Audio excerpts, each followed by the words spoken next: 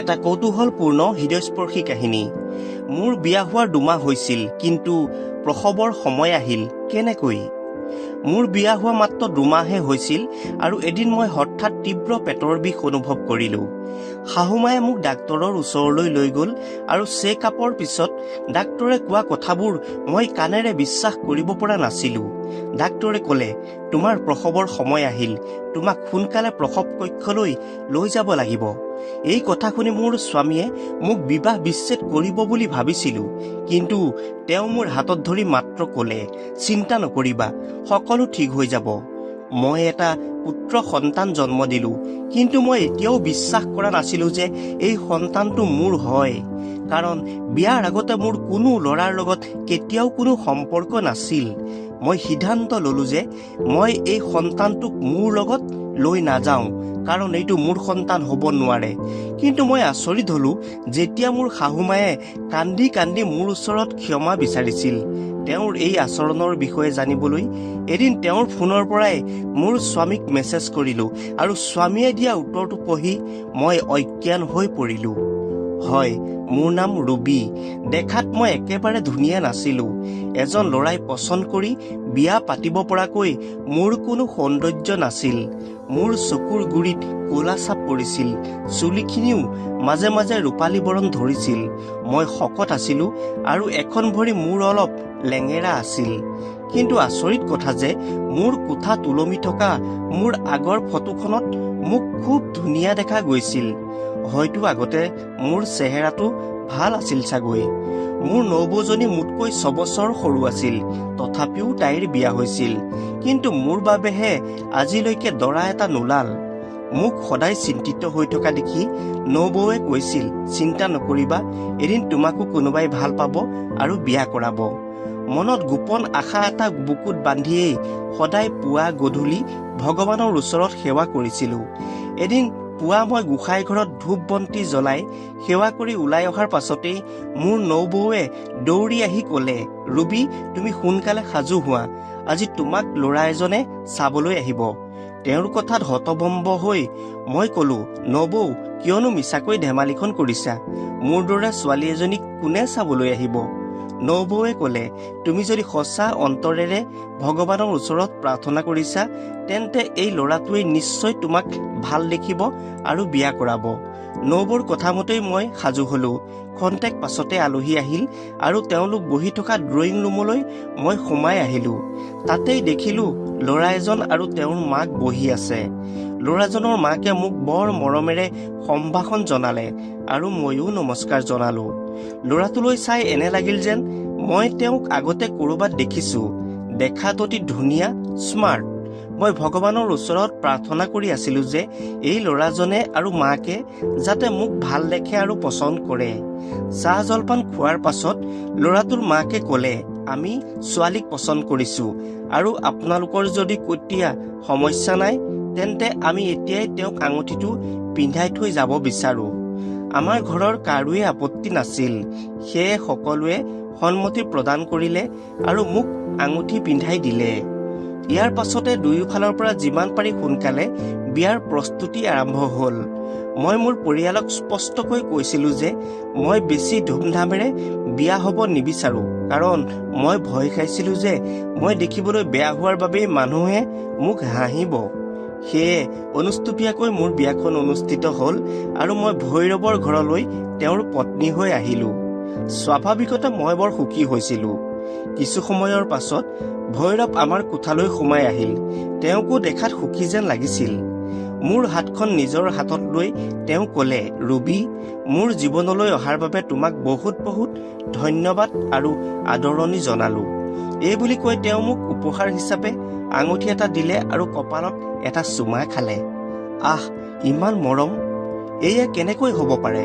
মই যেন বিশ্বাস কৰিব পৰা নাছিলোঁ। মই ইমান কুৎচিত আৰু শকত হোৱাৰ পাছতো ভৈৰৱে মোক কেনেকৈ ইমান ভাল পোৱা, মৰম দিছে। খন্তেক পাছতে তেওঁ মোক ক'লে, মানুহৰ হৃদয়খন সদায় সুন্দৰ আৰু পবিত্ৰ হ'ব লাগে। বাহ্যিক ৰূপ খন্তেকীয়া, ইয়াৰ কোনো অৰ্থ নাই। তেওঁৰ এই কথাবোৰ শুনি মোৰ সঁচাকৈয়ে হাঁহি উঠিছিল। কিন্তু সঁচাকৈয়ে ভৈৰৱে মোক বহুত ভাল পাইছিল আৰু মোৰ শাহুমায়েও মোক মাৰ দৰে মোৰ যত্ন লৈছিল। মই আৰু বেছি শকত হৈ পৰিছিলোঁ। পেটত ইমানেই মেদ বাঢ়িছিল যে মোৰ খোজ কঢ়াত অসুবিধা হৈছিল। সঁচা কথা ক'বলৈ হ'লে স্বামী ভৈৰৱ মোৰ বাবে একেবাৰেই উপযুক্ত নাছিল, যেন আমাৰ মাজত আকাশ পাতাল পাৰ্থক্য। নিজকে অলপ ডায়েটিং কৰাৰ কথা ভাবিলোঁ। এই বিষয়ে এদিন শাহুমাক ক'লো যদিও তেওঁ মোক ওলোটাকৈহে উত্তৰ দিলে। শাহুমাই কৈছিল, তুমি যদি নিজকে ধুনীয়া দেখাবলৈ আৰম্ভ কৰা তেতিয়া ভৈৰৱে তোমাক একেবাৰে ভাল নাপাব। তেওঁৰ এই কথাৰ অৰ্থ মই একেবাৰেই বুজি পোৱা নাছিলোঁ। মোৰ শাহুমায়ে ভৈৰৱ অফিচৰ পৰা ঘৰ আহি পোৱাৰ আগতেই প্ৰতিদিনে মোক কিবা এটা মিঠাই খাবলৈ দিছিল আৰু ময়ো সেইটো তেওঁৰ মৰম বুলি ভাবিয়েই নিঃসন্দেহে খাইছিলোঁ। আজি তেওঁ মোক এটুকুৰা কেক খাবলৈ দিলে, কিন্তু কেক টুকুৰা খোৱাৰ অলপ পাছতে মই পেটত বিষ এটা অনুভৱ কৰিলোঁ। ইয়াৰ পাছৰে পৰা মোৰ প্ৰায় পেটৰ বিষ হ'বলৈ আৰম্ভ কৰিছিল। শাহুমায়ে যেতিয়াই মোক মিঠাই খাবলৈ দিছিল, খোৱাৰ পাছতে মোৰ পেটত বিষ হৈছিল।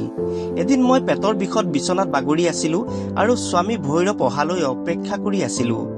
সেইদিনা ভৈৰৱে গোটেই ৰাতিটো মোৰ বাবে উজাগৰি নিশা কটাবলগীয়া হৈছিল। ইয়াকে লৈ মই বৰ চিন্তিত হৈ পৰিলোঁ। এনেও আমি দুয়ো কথা পতাৰ সুযোগে নাপাওঁ। ৰাতিপুৱাই তেওঁ অফিচলৈ ওলাই যায় আৰু ৰাতি ঘৰ আহি পাওঁতে দেৰি হয়। এদিন ভাবিলোঁ যে শাহুমায়ে দিয়া সেই মিঠাই আৰু মই নাখাওঁ। শাহুমাৰ পৰা অলপ আঁতৰি ফুৰিবলৈ চেষ্টা কৰা দেখি তেওঁ মোক অলপ সন্দেহ কৰিবলৈ ধৰিলে।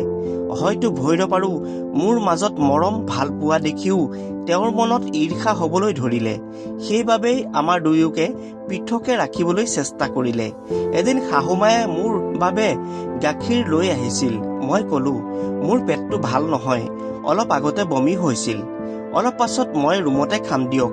তেওঁ ক'লে, ঠিক আছে বাৰু, কিন্তু পাছত হ'লেও খাবা। মই নিজৰ কোঠাত সোমাই গাখীৰ গিলাচটো লুকুৱাই ৰাখিলোঁ। মনতে ভাবিলোঁ, আজি গাখীৰ আৰু মিঠাই নাখালোঁ যেতিয়া মোৰ পেটৰ বিষ নহ'ব। কিন্তু মোৰ অনুমান ভুল প্ৰমাণিত হ'ল। আজিও মোৰ পেটৰ বিষটো ক্ৰমান্বয়ে বাঢ়িবলৈ ধৰিলে। মোৰ কেকনি শুনি শাহুমা মোৰ ওচৰলৈ দৌৰি আহিল আৰু তেওঁ পুতেক ভৈৰৱক মাতিলে। ভৈৰৱ অহাৰ পিছত মোক চিকিৎসালয়লৈ লৈ যোৱা হ'ল আৰু তাতেই মোক জৰুৰীকালীন ৱাৰ্ডত ভৰ্তি কৰোৱা হ'ল। চেকআপৰ পিছত ডাক্তৰে ক'লে যে মোৰ প্ৰসৱৰ সময় আহি পৰিছে আৰু এতিয়াই মোক লেবাৰ ৰুমলৈ লৈ যাব। এই সকলোবোৰ শুনি আচৰিত হ'লোঁ। মই চিঞৰি আছিলোঁ, এইটো কেনেকৈ হ'ব? মোৰ বিয়াৰ মাত্ৰ 2 মাহ পাৰ হৈছে।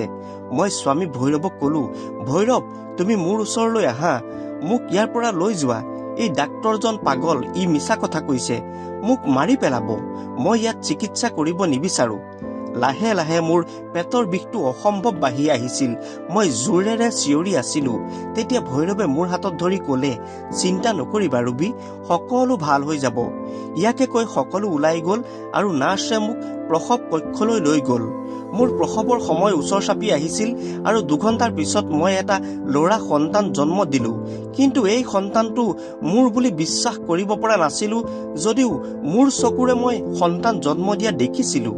মোৰ বহুত ভয় লাগিছিল যে মই কেনেকৈ ভৈৰৱৰ মুখামুখি হ'ম এতিয়া। মোৰ সকলো মান সন্মান শেষ হৈ গ'ল আৰু তেওঁ এতিয়া মোক বিবাহ বিচ্ছেদ কৰিব। এই কথাবোৰ ভাবি ভাবি মই কান্দিবলৈ ধৰিলোঁ। কিছু সময়ৰ পাছত শাহুমা আৰু ভৈৰৱ ৱাৰ্ডলৈ সোমাই আহিল। তেওঁলোকলৈ চাই মোৰ স্পষ্ট হৈ পৰিল যে মোৰ সন্তান জন্ম হোৱা দেখি দুয়োজনেই বৰ সুখী হৈছে। শাহুমায়ে শিশুটিক মোৰ কোলাত থৈ ক'লে, এয়া তোমাৰ সন্তান, তোমাৰ এটা ল'ৰা সন্তান জন্ম হৈছে আৰু দেখাত হুবহু তোমাৰ দৰেই। মই তেওঁক ক'লোঁ, এই শিশুটিক মোৰ লগত নাৰাখিব, এই শিশুটি মোৰ নহয়। ইয়াৰ পাছত মোক ঘৰলৈ অনা হ'ল। মই শাহুমা আৰু ভৈৰৱক স্পষ্টকৈ কৈছিলোঁ যে যদি মোৰ মা দেউতাৰ ঘৰত এই সকলোবোৰ কথা গম পায় তেন্তে তেওঁলোকে মোক বৰ বেয়াকৈ ভাবিব আৰু মোক ঘৃণাৰ চকুৰে চাব। কিন্তু শাহুমা আৰু ভৈৰৱে মোৰ এই কথা বৰ সহজভাৱেই লৈছিল। তেওঁ মোৰ বহুত যত্ন লৈছিল। মই ভাবিছিলোঁ যে ভৈৰৱৰ ঠাইত আন কোনোবা স্বামী হোৱা হ'লে ইমান সময়লৈকে চাগৈ মোক বিবাহ বিচ্ছেদ কৰিলেহেঁতেন। মোৰ শাহুমায়ে শিশুটিৰ যত্ন লৈছিল কাৰণ মই শিশুটিৰ ফালে চোৱাই নাছিলোঁ। ভৈৰৱে তাৰ নাম ৰাখিছিল অমৃত। মই এটা কথা বুজিব পাৰিলো যে এই সন্তানটো জন্ম হোৱাৰ পৰাই শাহুমা আৰু ভৈৰৱৰ মাজত বহুত কাজিয়া হৈছিল। ইয়াৰ আগতে ভৈৰৱে কেতিয়াও মাকৰ লগত ইমান ডাঙৰ মাতেৰে কথা কোৱা নাছিল। যেতিয়াই শিশুটিয়ে কান্দিবলৈ আৰম্ভ কৰে তেতিয়াই শাহুমায়ে তাক মোৰ ওচৰলৈ লৈ আহিছিল, কিন্তু মই তাক মোৰ কোলাত লোৱা নাছিলো। মোৰ শাহুমায়ে কান্দি কান্দি মোক কৈছিল, মোক ক্ষমা কৰি দিয়া বোৱাৰী। শাহুমাৰ এনে অনুৰোধত মই আচৰিত হৈ পৰিছিলো আৰু মোক কিয় এনেদৰে কৈছে বুলি সোধাত তেওঁ মৌন হৈ পৰিছিল। এদিন শাহুমায়ে ভৈৰৱক কোৱা শুনিলো, মই এই বৃদ্ধ বয়সত শিশুটিৰ যত্ন ল'ব নোৱাৰো। তুমি তোমাৰ পত্নীক ইয়াক চম্ভালিবলৈ কোৱা, নহলে তুমি সন্তানৰ বাবে আন এগৰাকী মাক লৈ আনা। ভৈৰৱে খঙেৰে কৈছিল, মা, এই সকলোবোৰ কেৱল তোমাৰ বাবেই হৈছে, ইয়াৰ বাবে তুমিয়েই জগৰীয়া। ভৈৰৱৰ এই উত্তৰ শুনি মোৰ শাহুমায়ে কান্দিবলৈ ধৰিলে। কিছু সময়ৰ পিছত ভৈৰৱ মোৰ কোঠালৈ আহি মোৰ চেহেৰাৰ প্ৰশংসা কৰিবলৈ ধৰিলে। ভৈৰৱে মোক সঁচাকৈয়ে ভাল পাইছিল। তেওঁ কৈছিল, শিশুটি জন্ম দিয়াৰ পিছত মই হেনো সঁচাকৈয়ে দেখিবলৈ ধুনীয়া হৈ পৰিছো। ভৈৰৱৰ কথাত মই সুখী হৈছিলো, কিন্তু মোৰ শাহুমাৰ ওপৰত সন্দেহ হবলৈ ধৰিলে। কাৰণ মই ভাবিছিলো যে এই কেঁচুৱাটোৰ বাবেই শাহুমায়ে মোক প্ৰতিদিনে মিঠাই গাখীৰ খাবলৈ দিছিল। সন্তানটো জন্ম দিয়াৰ পাছৰ পৰাই তেওঁ মোক মিঠাই খাবলৈ দিয়াটো বন্ধ কৰি দিছিল। পাছদিনা ভৈৰৱে শিশুটি চোৱা চিতা কৰিবলৈ এগৰাকী নান্নী নিয়োগ কৰিছিল। তাই গোটেই দিনটো শিশুটিৰ যত্ন লৈছিল। এদিন তাই মোক ক'লে, দিদি, তোমাৰ শাহুমা পাগল নেকি বাৰু? মই সুধিলো, কিয়, কি হ'ল, তোমাক কিবা ক'লে নেকি? তাই ক'লে, নহয়, মোক একো নাই কোৱা, কিন্তু তুমি শুই থাকোতে তোমাৰ ভৰিৰ ওচৰত বহি তোমাৰ ওচৰত ক্ষমা বিচাৰি তেওঁ কান্দি আছিল। এই কথা শুনি মই আচৰিত হলো আৰু মোৰ মনত সন্দেহ আৰু বাঢ়ি গ'ল। মনতে ভাবিলো, শাহুমাই নিশ্চয় কিবা এটা কাম কৰিছিল, যাৰ বাবে মই মাত্ৰ 2 মাহতে সন্তান জন্ম দিলো। কিন্তু এইবোৰ সম্ভৱ হ'ল কেনেকৈ? কথাবোৰ ভাবি ভাবি মোৰ মূৰটো বৰকৈ ঘূৰাইছিল। এদিন ৰাতি পাকঘৰলৈ পানী খাবলৈ যাওঁতে ভৈৰৱ আৰু শাহুমায়ে কথা পাতি থকা শুনিলো। ভৈৰৱে মাকক কৈ আছিল, মানুহে কোনে কি কথা কয় সেইবোৰ মই চিন্তা নকৰো আৰু সেইবাবে মই তাইক আকৌ দ্বিতীয়বাৰ বিয়া পাতিলো। এইটো সঁচা কথা যে মই তাইক মোৰ জীৱনতকৈ বেছি ভাল পাওঁ আৰু তাইৰ অবিহনে মই জীয়াই থাকিব নোৱাৰো। ভৈৰৱৰ এই কথাবোৰ শুনি মোৰ এনে লাগিল যেন কোনোবাই মোৰ কাণত উতলি থকা গৰম তেলহে ঢালি দিলে। খৰধৰকৈ মই আহি মোৰ কোঠাৰ বিচনাত বহিলো। কিছু সময়ৰ পাছত ভৈৰৱ কোঠালৈ সোমাই আহিলে আৰু মই এনেকৈ বহি থকা দেখি মোক ক'লে যে, কি হ'ল ৰুবি? অলপ আগতে তুমিচোন ভালেই আছিলা, এতিয়া কি হ'ল আকৌ হঠাৎ তোমাৰ? ভৈৰৱৰ দ্বিতীয় বিবাহৰ কথাই মোৰ কলিজাৰ ভিতৰত শোকে খুন্দা মাৰি ধৰিছিল। মই একো উত্তৰ নিদি মনে মনে থাকিলো। ভৈৰৱক টোপনি যোৱাৰ টেবলেট এটা বিচাৰিলো আৰু সেইটো খাই শুই পৰিলো। ৰাতিপুৱা মই সাৰ পাই উঠাৰ আগতেই ভৈৰৱ অফিচলৈ গৈছিল। কিয় জানো মোৰ মূৰটো বহুত বিষাই আছিল। শাহুমাৰ মোবাইলটো ডাইনিং টেবুলখনতে পৰি আছিল। এই সময়ত তেওঁ ওচৰৰ মানুহ এঘৰলৈ কিবা কামত ওলাই গৈছিল। মই তেওঁৰ ফোনটো লৈ ভৈৰৱলৈ মেছেজ এটা দিলো, ৰুবি, কি কৰিম কোৱা? মেছেজটো দি লৈ মোৰ বৰ ভয় লাগিছিল আৰু বুকুৰ হৃদস্পন্দন বাঢ়ি গৈছিল। ঠিক তেতিয়াই ভৈৰৱে ফোন কৰিলে আৰু ভয়তে মোৰ হাত ভৰি কঁপিবলৈ ধৰিলে। ধৰো নধৰোকৈ ফোনটো ৰিচিভ কৰিলো।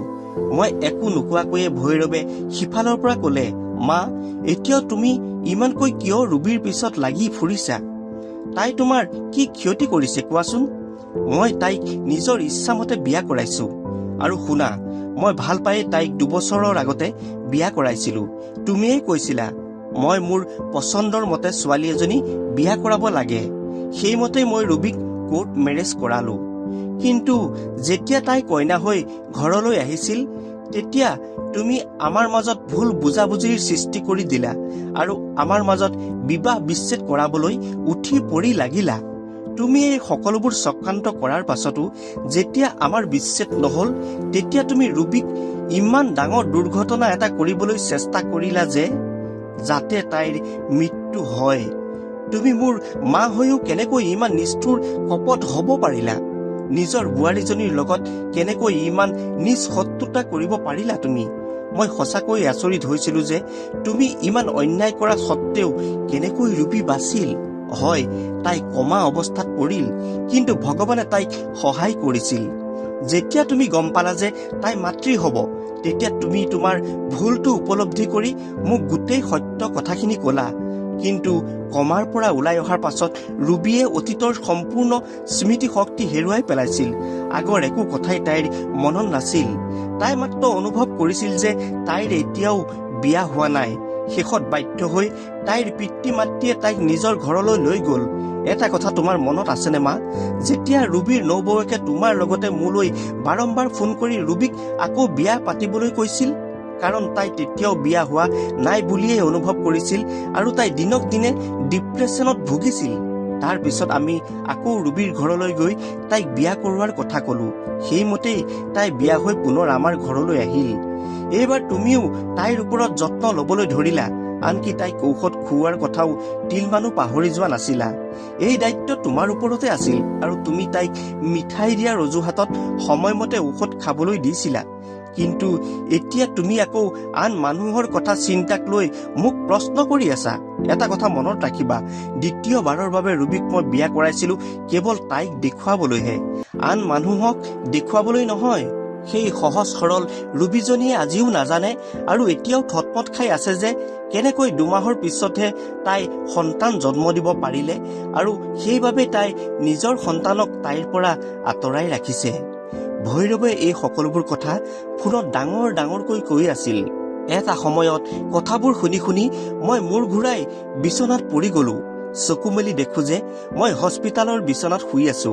মোৰ কাষতে বহি আছিল স্বামী ভৈৰৱ। শাহুমায়ে কোলাতে মোৰ কেঁচুৱাটো লৈ মোৰ ওচৰলৈ আহিছিল। সেই সময়ত মোৰ আগৰ সকলো কথা মনত পৰি গ'ল আৰু শাহুমাৰ কোলাৰ পৰা মোৰ সন্তানটো থাপ মাৰি আনি মই কোলাত ললো। মোৰ দুচকুৰে চকু পানী বৈ আহিছিল। হৃদয়ত অনুভৱ কৰিছিলো গভীৰ প্ৰশান্তি। ইয়াতকৈ ডাঙৰ সুখ পৃথিৱীত নাই। মোৰ শাহুমায়ে কান্দি কান্দি মোৰ ওচৰত ক্ষমা খুজিলে আৰু মই তেওঁক ক্ষমা কৰি দিলো। তেওঁৰ বাবে এই সমস্ত ঘটনা হৈ যোৱাৰ পাছত তেওঁক ক্ষমা কৰি দিয়াটো ইমান সহজ নাছিল যদিও সকলো ভগৱানৰ ওপৰত এৰি দিছিলো। মোৰ সন্তানটিক বুকুতে সাৱটি ময়ো ভগৱানৰ ওচৰত ক্ষমা বিচাৰিছিলো, কাৰণ অজানিতে হলেও ময়ো মোৰ সন্তানক এই কেইদিন নিজৰ পৰা আঁতৰাই ৰাখিছিলো। প্ৰিয় শ্ৰোতা বন্ধু বান্ধৱীসকল, ভাৱানুবাদ আৰু মৌলিকতা সংমিশ্ৰিত গল্পৰ কাহিনীটো আপোনালোকৰ কেনে লাগিল মতামত আগবঢ়াব। এইখিনিতে আপোনালোকলৈ অনুৰোধ, যিসকলে এতিয়াও চেনেলটো ছাবস্ক্ৰাইব কৰা নাই ছাবস্ক্ৰাইব কৰি ল'ব। সকলোকে ধন্যবাদ জনালো।